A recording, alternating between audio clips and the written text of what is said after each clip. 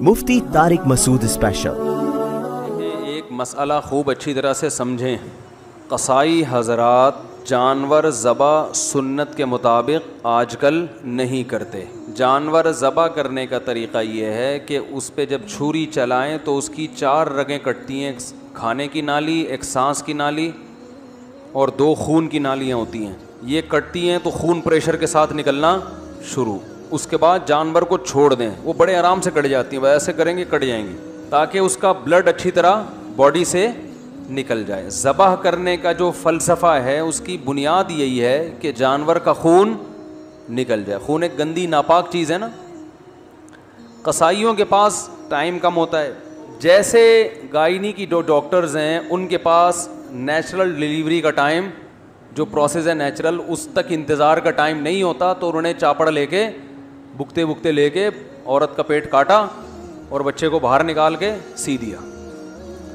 بار بار یہ پروسیس ہو تو زب لگا دیں گی کچھ دنوں میں، آپ دیکھنا بھائی 2-3 بچے ہو گئے، بار بار کیا کاٹنا، زب لگایا، پیٹ میں زب لگا دیں گی ڈاکٹرز کہ بھائی دوبارہ آؤ بس یہیں سے نکالا کرو۔ وہ جو ونس اپون اے ٹائم بچے پیدا ہوا کرتے تھے، خاص طریقہ ہوتا تھا، مائیں چیختی تھیں، درد ہوتا تھا، پھر بچہ پیدا ہو گیا، پھر اللہ نے بھی قرآن میں بیان کیا حملتہ امہ کرہن ووضعتہ کرہا، ماں کا بڑا حق ہے، تکلیف سے جنا ہے اس نے، قرآن نے بیان کیا، تو تکلیف ڈاکٹروں نے اٹھا لی ہے کہ اب آپ کو ٹینشن لینے کی ضرورت نہیں ہے، ہم ہیں بکتے بکتے لے کے چاپڑ واپڑ لے کے بیٹھے ہوئے ہوتے ہیں وہ۔ تو جو ہماری عورتوں کے ساتھ ہسپتالوں میں بیڑا غرق ہو رہا ہے نا، اللہ کی پناہ ہے وہ، تو وہی حساب قصائی بھی کرتے ہیں جانوروں کے ساتھ۔ ان کے پاس بھی ٹائم نہیں ہوتا کہ جانور تڑپے، اس کا خون نکلے، یہ جلدی ٹھنڈا کرنے کے لیے اس کے حرام مغز میں چاقو مارتے ہیں۔ بھائی 4 رگیں کاٹیں، اب جانور تڑپ رہا ہے، خون نکلنے تو اس کا نہ ٹائم نہیں ہے، ابھی وسیم کا بیل بھی گرانا ہے، سلیم نے بھی رابطہ کیا ہوا ہے، ٹائم کم ہے، مقابلہ سخت ہے، تو فوراً کیا کرتے ہیں، اس کے آپ نے دیکھا ہوگا چاقو اندر مارتے ہیں، اس سے جانور کو تکلیف بھی بہت ہوتی ہے اور جانور جلدی ٹھنڈا ہو جاتا ہے۔ تو جانور کو اگر بہت ہی جلدی ٹھنڈا کرنا ہے تو بھائی ادھر گولی مارو ایک دم ٹھنڈا ٹھاٹ، اس ٹینشن کی ضرورت ہی نہیں ہے کہ 4 آدمی پکڑ کے رسی باندھ رہے ہیں، 6 آدمی اس کو گرا رہے ہیں، گردن گھما رہا ہے، بیل بھی دیکھ رہے ہیں کہ 10 دن سے تو میری ایسی سیوا ہو رہی تھی، اتنا پروٹوکول، ابھی اچانک ہو گیا ان لوگوں کو، تو خام خام میں بیل کو بھی ٹینشن میں ڈال دیا آپ لوگوں نے۔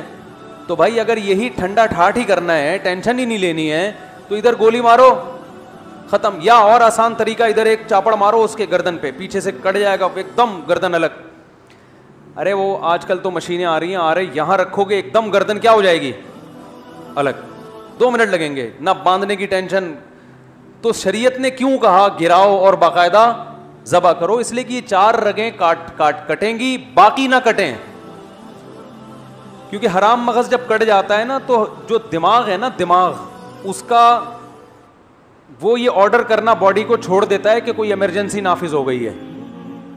دیکھیں یہ جو پیچھے رگیں جا رہی ہیں نا، جو ہمارے دماغ میں پیچھے سے رگیں جا رہی ہیں، ان کا ہماری باڈی سے اور ریڑھ کی ہڈی کے ذریعے کنیکشن ہے نا پوری باڈی سے، تو جب جانور کے یہاں چھری چلتی ہے، یہ والا حصہ صحیح کام کر رہا ہے اس کا پیچھے سے، وہ سگنل دیتا ہے کہ کوئی ایمرجنسی نافذ ہو گئی ہے، کچھ غلط ہو گیا ہے، جس کے نتیجے میں باڈی کیا ہوتی ہے، تڑپتی ہے، جانور خوب ٹانگیں مارتا ہے، تڑپتا ہے وہ، تو اس تڑپنے سے ہارٹ بیٹ تیز ہوتی ہے اور بلیڈنگ اسپیڈ کے ساتھ ہوتی ہے، تو جتنی جلدی بلڈ نکلتا ہے جانور کو احساس بھی ختم ہو جاتا ہے تکلیف کا، اور ساتھ ساتھ گوشت خون سے کیا ہو جاتا ہے بھائی، پاک ہو جاتا ہے۔ یہاں سے مسئلہ کر دیا آپ نے تو وہ جانور ہو گیا ایک دم مردار، وہ جو سگنل جا رہے تھے نا دماغ سے اس کو کہ ایمرجنسی ہے، وہ کنیکشن ہی کیا کر دیا، تو وہ ختم ہو گیا، تو اب وہ نہ تڑپتا ہے نہ اس کے وہ، تو وہ اس میں جو شریعت کا مقصد ہے وہ پورے طور پر حاصل نہیں ہوتا۔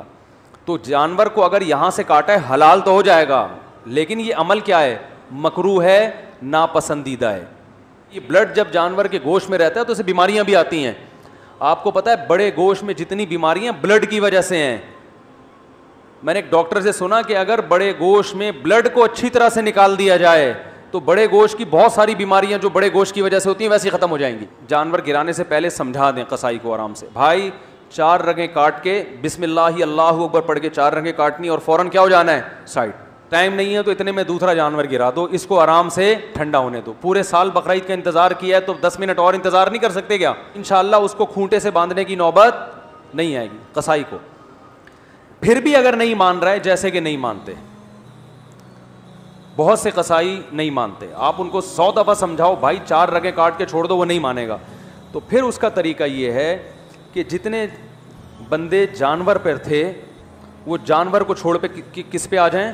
قصائی پہ آ جائیں. جانور اب کہیں نہیں جائے گا, گردن اس کی کٹ گئی ہے, پاؤں بندے ہوئے ہیں, 2-4 دفعہ کھڑا ہوگا کلا بازی کا, وہ نہیں بھاگنے والا, کسی کو سینگ وینگ نہیں مارے گا, بے فکر رہیں. اب سارے بندے جو جانور پہ تھے کس پہ آ جائیں؟ قصائی پہ آ جائیں. اور جس کھونٹے سے جانور بندھا ہوا تھا تھوڑی دیر کے لیے اس کھونٹے سے اس قصائی کو باندھ. قصائی لوگ کہتے ہیں مفتی صاحب ہماری توہین کر رہے ہیں. میں آپ کی توہین نہیں کر رہا, کیونکہ آپ یہاں تک نوبت آنے ہی نہیں دیں گے, آپ تو 4 رگیں کاٹ کے الگ ہو جائیں گے, لہذا میں آپ کی بات کر ہی نہیں رہا. لیکن پھر بھی اگر آپ الگ نہیں ہو رہے تو آپ خود بتاؤ آپ کے ساتھ اور کیا کیا جائے پھر اس کے علاوہ. اس کے نقصان کیا ہیں؟ حرام مغز کو کاٹنے کے پہلی بات خلاف سنت, ذبح کرنے کا سنت طریقہ نہیں ہے. دوسری بات جانور کو تکلیف ہوتی ہے, بہت ایک دم تڑپتا ہے جب اس کے لگتی ہے نا. تیسرا نقصان کیا ہے کہ گوشت میں بیماری باقی رہنے کا خطرہ ہوتا ہے بلڈ کے رہنے سے. چوتھا نقصان گوشت کے ذائقے میں بھی کمی آتی ہے, اور گوشت جلدی بھی, پانچواں بھی گوشت جلدی بھی خراب ہو جاتا ہے. اگر بلڈ اس کے اندر رہتا ہے نا تو گوشت پھر خراب ہونے کا پروسیس بھی بڑھ جاتا ہے. تو یہ 5 نقصانات سے بچنے کے لیے تھوڑا سا آپ کو ہمت کرنی پڑے گی. قصائی سے جانور ذبح کروائیں تو اس بات کا اہتمام کریں کہ بہت سے غیر مسلم بھی بقرعید کے دنوں میں قصائی بنے ہوئے ہوتے ہیں.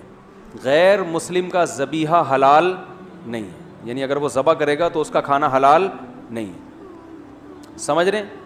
تو شک نہ کریں کسی قصائی کے بارے میں بلا وجہ, لیکن ہلکی پھلکی سی تحقیق کر لیں.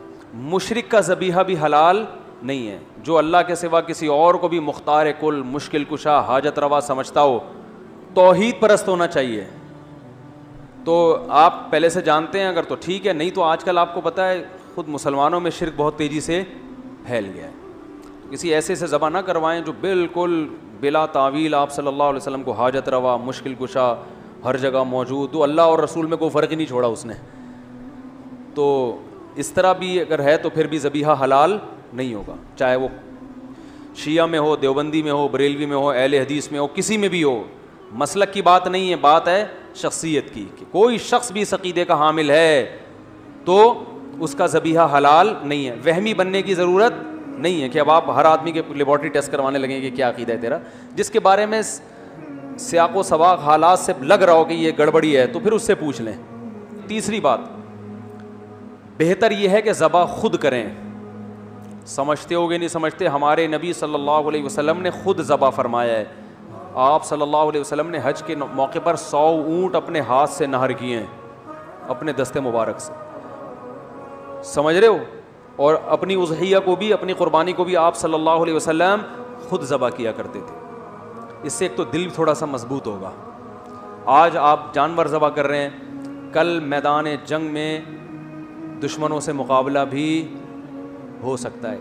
جو یہاں اتنا نازک ہو کہ گائے ذبح ہوتے ہوئے دیکھ نہیں سکتا, تو وہاں میدان میں وہ بموں کا مقابلہ کیسے کرے گا؟ تو ضرورت تو پڑ سکتی ہے نا. جب جنگ ہوتی ہے تو پھر صرف آرمی تھوڑی ہوتی ہے, پھر جوانوں کو بھی بلایا جاتا ہے نا. تو ایسا نہ ہو آپ گئے اور پھر آپ نے ایکسکیوز کر لیا وہاں جا کے کہ سر ہم سے یہ منظر دیکھا نہیں جا رہا. تو اس میں ایک دل بھی تھوڑا مضبوط ہوگا. تو اور ویسے بھی سنت ہے کہ خود ذبح کیا جائے, اور اس کا علماء کہتے ہیں اثر بھی پڑتا ہے.